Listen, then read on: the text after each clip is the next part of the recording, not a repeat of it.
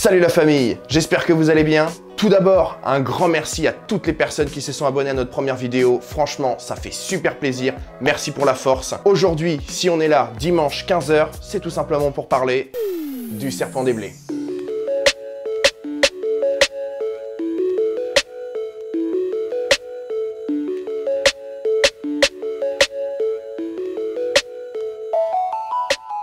Ce serpent, son nom latin, c'est Pantherophis guttatus. Vous le verrez très souvent appelé par son ancien nom d'Elave guttata. Il fait partie en fait de la famille des colubridés.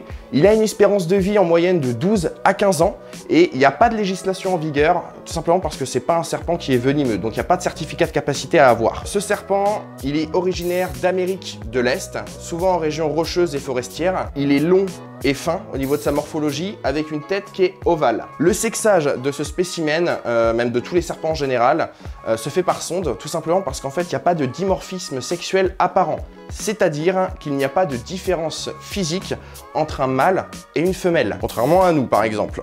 Ah bon? Et le gros avantage avec ce serpent, et ça c'est vraiment ce que je kiffe, c'est que vous allez pouvoir trouver le spécimen que vous kiffez le plus, avec des motifs et des couleurs diverses et variées. Il est très docile et il tolère facilement les manipulations. Il est parfaitement adapté aux débutants, tout simplement parce qu'il va pouvoir tolérer les petites erreurs au niveau des températures, ce genre de choses. Donc si vraiment vous débutez au niveau des serpents, c'est l'espèce que je vous conseille. Au niveau du terrarium, c'est très simple. Pour un juvénile, en général, on va vous conseiller toujours de passer par un module de croissance, c'est-à-dire un terrarium petit qui est adapté à la taille de votre serpent. Si vous avez un juvénile, donc encore plus petit que celui-ci, moi personnellement, je vous conseille de partir sur des petits terrariums de 30 par 30 par 30 ou 45, 45, 45, le temps qu'il grandisse. Et une fois qu'il a à peu près atteint cette taille-là, vous pourrez passer dans un terrarium de 60, 45, 45. Pour arriver à terme, une fois adulte, c'est-à-dire à peu près au niveau de ses 1 an, 2 ans, même à partir de ces 1 an, vous pouvez le mettre dans un terrarium définitif sans aucun problème. Donc un terrarium qui fait 80 par 45 de profondeur et 60 cm de haut. Pourquoi 60 cm de haut? Tout simplement parce que c'est un serpent qui adore grimper. Il est très agile et il va vraiment exploiter toute la hauteur de votre terrarium si vous lui mettez à disposition, bien sûr. Du coup, pour notre petit serpent, on a décidé de partir sur un terra de chez Zomed. C'est un kit spécialement du coup pour le serpent des blés qu'on a acheté. On a payé ça à peu près 150 € et du coup on va regarder ce qu'il y a dedans parce que moi j'ai vu 2-3 trucs qui me plaisent pas trop. Allez, c'est parti. Déjà les petits verrous qui permettent de verrouiller le dessus, ça c'est franchement trop cool, ça évite que le serpent puisse s'enfuir. Je vois qu'il y a 2 aérations, une sur le côté, une sur le dessus. Ça c'est vraiment pas mal.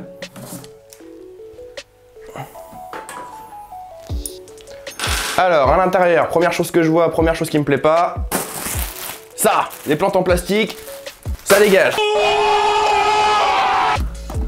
Le dôme, ça c'est bien pour la chauffe, mais bon, c'est pas ce que j'avais prévu, donc on l'utilise pas. La lampe qui va avec, forcément, on n'utilise pas non plus. Ça, c'est un conditionneur d'eau pour l'eau de votre reptile. Honnêtement, j'en ai jamais utilisé, donc je saurais pas plus vous en dire. Ça, c'est une petite cachette en bois pour votre serpent. C'est plutôt pas mal, donc je pense que je vais la garder. Ça, franchement, c'est trop cool. C'est le sol pour le serpent. Donc ça, je vais le garder parce que c'est de l'éclat de peuplier. Et là, le tapis chauffant. C'est ça la solution de chauffage que nous, on va utiliser. Je vous explique juste après. Le thermomètre, nous, on utilise un digital, donc ça, on prend pas. La gamelle d'eau, ça, faudra qu'on vérifie parce que je pense qu'elle va être un petit peu trop petite pour notre serpent. Faudra qu'on vérifie. Et de la documentation sur les serpents en général. Maintenant qu'on a vidé le terrain, on va pouvoir commencer l'installation. Nous, la première étape, ça va être de mettre un poster au fond pour pouvoir cacher, que ce soit plus transparent. On a acheté ce joli poster.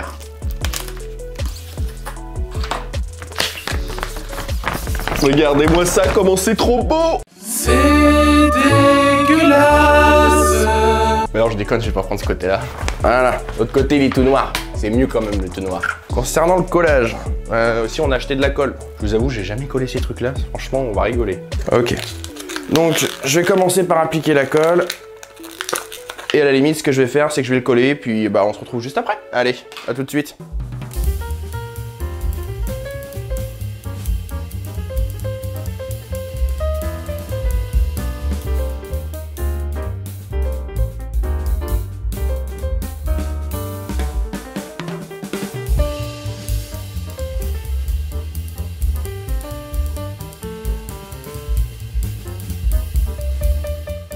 Ok, maintenant qu'on a posé le poster noir, bon déjà c'est quand même vachement mieux, mais je vous avoue qu'on a quand même bien galéré.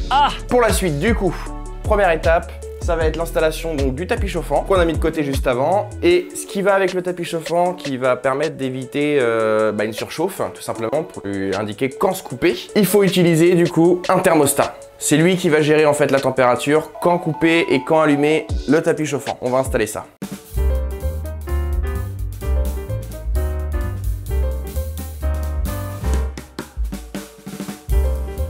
Je trouve qu'il y a quand même beaucoup de carton et beaucoup de plastique pour pas grand chose, mais bon.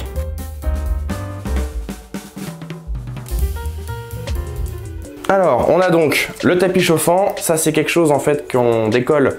Ça permet de pouvoir coller la plaque chauffante sur le terrarium. Honnêtement, cette méthode-là, j'en suis pas vraiment fan. Tout simplement parce que ça peut créer un point de chauffe en fait sur votre terra. Il faut toujours laisser un petit peu d'air entre le tapis chauffant et le terrarium, surtout quand vous le mettez en dessous. On va le placer du coup au point chaud de votre terrarium, puisque le serpent a besoin de réguler sa température. Il n'est pas capable de le faire tout seul. Il a donc besoin d'un point chaud et d'un point froid. Donc nous, pour le point chaud, on va se mettre plutôt de ce côté-là.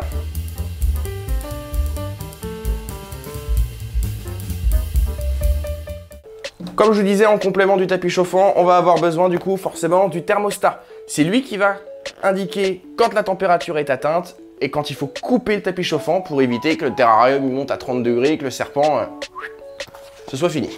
Non! Franchement, c'est trop bien. On en a déjà un pour le terrarium derrière, ça marche super bien. Ils sont plutôt précis, donc non, moi j'aime beaucoup. Ça, c'est la sonde. C'est ce qui va permettre justement de pouvoir capter la température. Du coup, on va avoir besoin en fait de la mettre, de venir la plaquer contre le verre, donc avec un gros scotch, tout simplement. Vous la collez ici, et c'est là qu'il va falloir obtenir la température souhaitée, directement. Ça va éviter que votre serpent se brûle, parce que si vous mettez la température voulue à 25 ici, je vous imagine pas combien ça monte en bas. Pour le sol, pour tous les serpents en général, moi personnellement, vraiment ce que je vous conseille le plus, donc c'est pas forcément cette marque-là précisément, mais c'est tout simplement d'utiliser des éclats de peuplier. Pourquoi ? Tout simplement parce qu'en fait l'éclat de peuplier est 100% hypoallergénique, il est non poussiéreux et ultra absorbant. Donc ça évitera énormément de moisissures puisque c'est aussi un sol neutre et il absorbera facilement tous les petits excréments de votre serpent. On évite bien entendu tout ce qui est gravier, sable, tourbe. Ça c'est vraiment des substrats à proscrire. Déjà parce que c'est pas forcément ce qu'il y a de plus confortable pour lui et surtout dans un second temps, si jamais il ingère du substrat, il peut faire une occlusion intestinale. Si jamais il en ingère, c'est un bois souple, donc il n'y a aucun risque d'occlusion. Franchement, n'hésitez pas, allez-y, mettez-en une bonne dose. Ça, il n'y a pas de souci à ce niveau-là parce qu'en fait le serpent des blés, il va bien aimer s'enterrer à moitié en fait dans le substrat.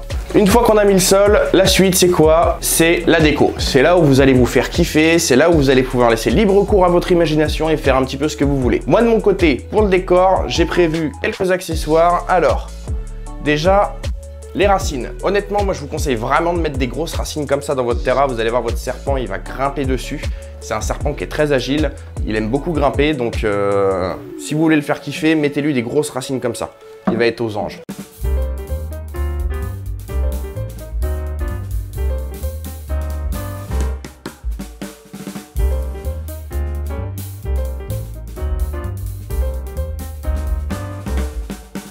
Ah, ça me plaît bien là, ça me plaît bien. Du coup, ensuite, une fois qu'on a mis des racines, moi ce que j'ai récupéré, c'est des écorces de liège. Enfin, ce que j'ai récupéré, je les ai pas récupérées dans la forêt, on les a achetées. Mais on va mettre des écorces de liège. Il va bien aimer se cacher derrière, ça va surtout servir de cachette en fait ça. Un petit peu naturel. Comment est-ce que je pourrais mettre ça ?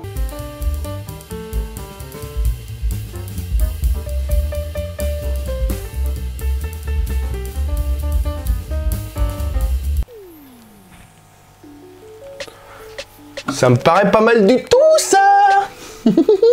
Ça, c'est pas mal. Bah oui, on va laisser ça comme ça. Là, j'ai ma petite planque ici, en fait, il va se cacher en dessous. Ça, c'est ma cachette en zone chaude. C'est important d'avoir une bonne grosse cachette pour votre serpent en zone chaude, histoire qu'il puisse bien se réchauffer, être tranquille, se reposer. C'est vraiment très important. Donc là, ici, j'en ai une belle. La gamelle, très important, vous la placez toujours en zone froide. Pour quelle raison? Bah, c'est pour éviter que l'eau s'évapore et qu'on augmente le taux d'humidité. Ce qui n'est pas vraiment une bonne chose pour un serpent des blés. Là, ça me paraît pas trop mal. Qu'est-ce que t'en penses, toi, mon acolyte? C'est dégueulasse. Ouais, je suis d'accord. Ça, ici, là c'est trop vide en fait. Alors que là c'est surchargé. Du coup, petit changement de plan que je vais faire, je vais essayer de voir si je peux pas plutôt la mettre par là, celle-ci. Voilà. Là, comme ça me paraît pas trop mal. Une fois que vous avez mis le décor en place, vous avez laissé libre cours à votre imagination, vous avez surtout kiffé de ouf, il va falloir du coup finir d'installer la partie technique. Il nous reste quoi? Eh ben il va nous rester l'éclairage. Pour ça, pour l'éclairage, puisque comme vous avez vu, c'est le dessus qui coulisse, du coup on peut vraiment rien poser dessus, enfin, sinon c'est un peu une galère. Du coup, nous ce qu'on a trouvé, c'est un bras, tout simplement, un petit bras en fait qu'on va venir coller derrière. Et dessus, on a prévu d'avoir un double dôme qui va venir se fixer juste au-dessus et qui va être éclairé par ça. Ça, c'est la Natural Light de chez Exoterra. Franchement, c'est trop cool. Vous avez une lumière qui est à peu près dans la même ton de couleur que celle du soleil. Honnêtement, c'est une bonne puissance. C'est pas aussi puissant qu'une rampe LED, mais en tout cas, ça fait largement le taf. Le serpent des blés n'a pas besoin d'UV. Il ne faut surtout pas même en mettre dans son terrarium, parce qu'il y a des risques de brûlure. Alors, on va commencer par installer ça.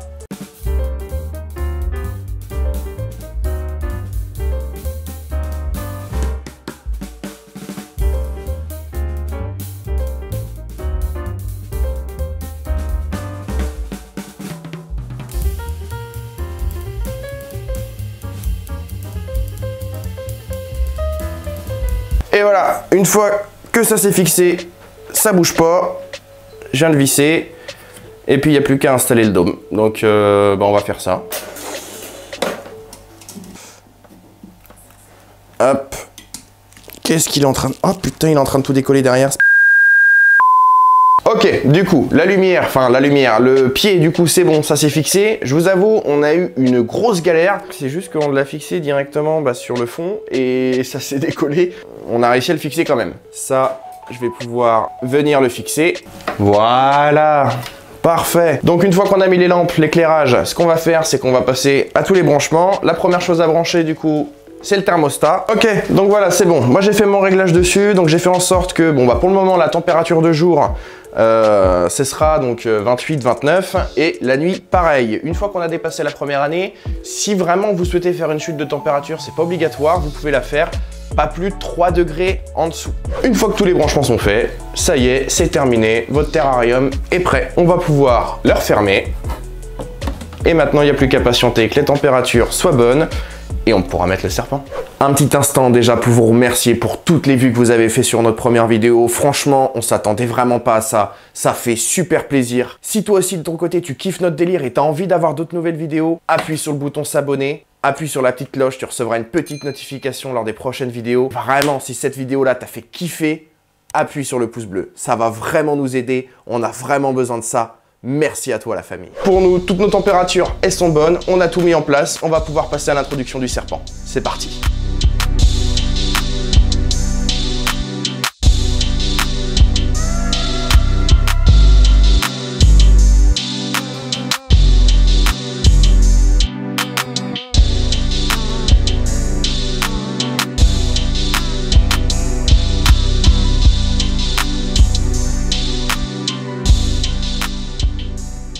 Et voilà, c'est bon. Le serpent, il est dans son terra, dans sa petite installation. Il a un rythme de vie pas particulier, c'est assez banal. C'est un serpent qui est nocturne. Il est plus crépusculaire, c'est-à-dire qu'en fait, il va surtout être en activité en début de journée au lever du soleil et le soir au coucher du soleil. Concernant la cohabitation, c'est quelque chose de tout à fait possible. Par contre, il y a juste 2-3 petites choses à savoir. Vous pouvez maintenir ensemble femelle-femelle sans souci. Mâle-femelle, il n'y a pas de souci. Par contre, il faudra sûrement s'attendre à ce qu'ils veulent se reproduire, donc faire une hibernation, tout ça. Mâle et mâle. Ça aussi, c'est parfaitement possible. Le serpent des blés étant un spécimen très calme et absolument pas violent, il n'y aura pas de bagarre en fait entre congénères. Il y aura simplement une petite excitation qui sera faite et les mâles auront un petit peu moins tendance à s'alimenter. Par contre, ça c'est vraiment le triangle attention là, très important, on ne maintient pas des serpents de différentes tailles ensemble. Ça c'est très important, sinon là c'est sûr, le gros va manger le petit. Maintenant, l'alimentation. Alors là, attention. Je mets Léo là tout de suite, ça va être un petit peu rebutant pour les personnes qui sont pas habituées au serpent. Donc, on va mettre un petit timecode là, juste sur ma tronche. Et il faudra juste aller à ce timecode là pour éviter toutes les images sur l'alimentation du serpent. Parce que le serpent est un animal carnivore, il va manger de la viande et lui, il mange des petites souris. Donc je peux comprendre que ça dégoûte certains. Donc pour l'alimentation du serpent, c'est tout simple. Là actuellement, on est sur un spécimen, nous, qui fait environ 30-40 cm. Le serpent des blés, c'est de la petite souris, du souriceau ou du blanchon, pour regarder en fait la taille de ses proies. Vous le voyez en fait, la taille de la proie au niveau du diamètre doit être de la même taille que celle du serpent. Donc, si vous avez un serpent qui est juvénile, il faudra le nourrir à peu près tous les 5 jours. 4-5 jours, c'est bien. Plus votre serpent va grandir, plus du coup il faudra espacer son temps de repas pour arriver, une fois adulte, donc au bout de ces 1 an et demi, 2 ans, à peu près un repas tous les 10 jours pour des mâles, et pour des femelles, si vous comptez surtout en plus la faire reproduire, je vous conseille de donner des proies plus souvent, à peu près tous les 7 jours. S'il n'y a pas de reproduction pour cette femelle-là, tous les 10 jours. Quand vous achetez votre serpent, demandez toujours à l'éleveur ou à l'animalerie si votre serpent il a été démarré avec du vivant ou démarré avec du mort. C'est tout à fait possible que le serpent ait été démarré avec des proies vivantes, et il peut tout à fait refuser du coup de s'alimenter si vous lui fournissez des proies qui sont mortes. Chez Honeymood, on n'est vraiment pas fan de donner du vivant. C'est pour ça qu'on part sur la méthode du décongelé. C'est important de le faire avec une pince. On ne donne jamais à manger un serpent à la main. C'est très important. Si vous voulez pas vous faire croquer, honnêtement, évitez. Sinon, vous risquez d'avoir de belles surprises.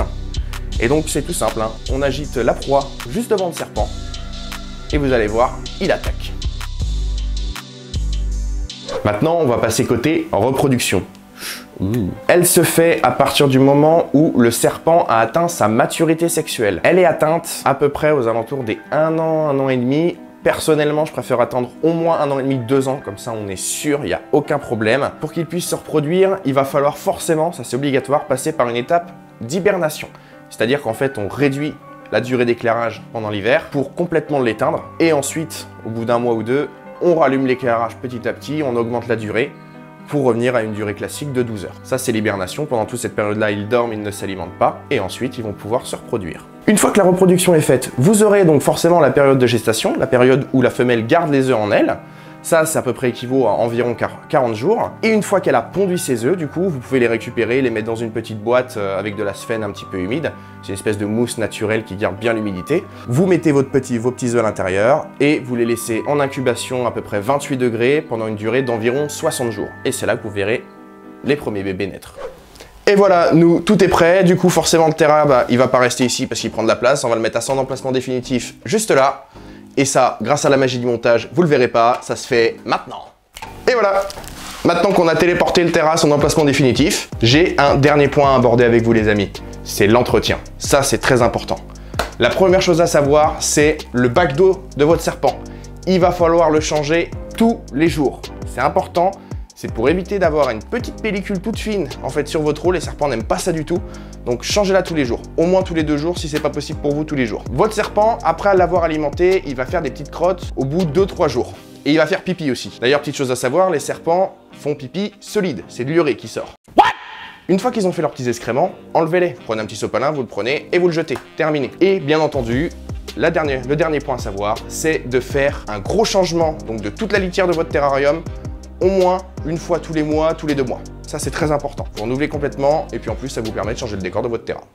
Tout simplement. Maintenant, si toi de ton côté, t'as envie d'acheter un serpent, eh ben écoute, c'est très simple. En plus d'avoir regardé cette vidéo, rends-toi sur les forums, pose des questions, regarde d'autres vidéos YouTube. Franchement, renseigne-toi un maximum avant d'acheter ta bête parce que, comme je te le rappelle et comme je te l'ai dit en début de vidéo, t'en prends pour 12-15 ans. Donc fais pas n'importe quoi. En tout cas, vraiment, je te remercie d'avoir regardé cette vidéo, ça fait vraiment plaisir. Si tu as envie de donner ton avis, n'hésite pas à aller dans la partie commentaires. Moi, de mon côté, je te retrouve dans 2 semaines, dimanche 15 h pour une nouvelle vidéo. C'était Matt de la chaîne Honeymood. Ciao!